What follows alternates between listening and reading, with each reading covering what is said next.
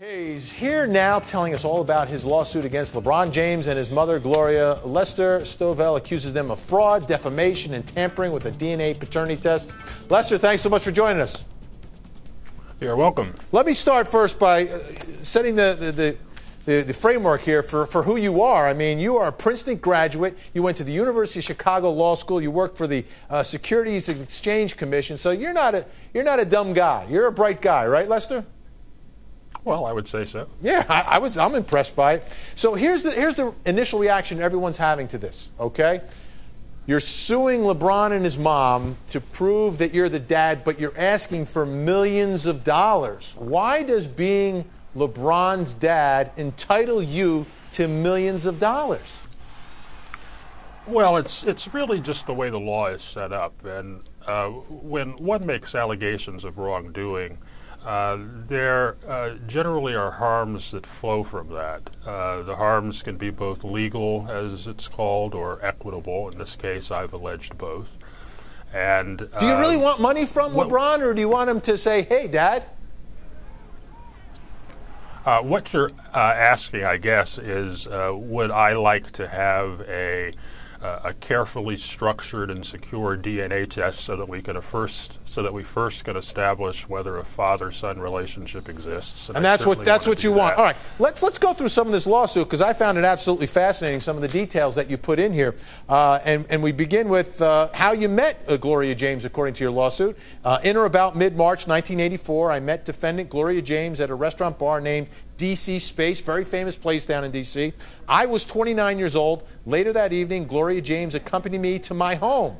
She told me she was in her early 20s, that she was a virgin, and made clear she wanted to end that status.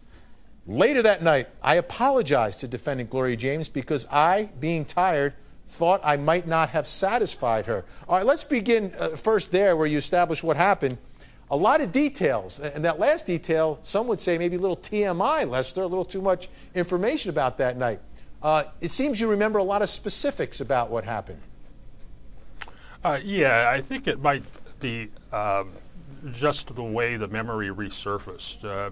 It resurfaced after 20 or more years after I was asked whether I had a son, and then systematically explored all of my past for that possibility.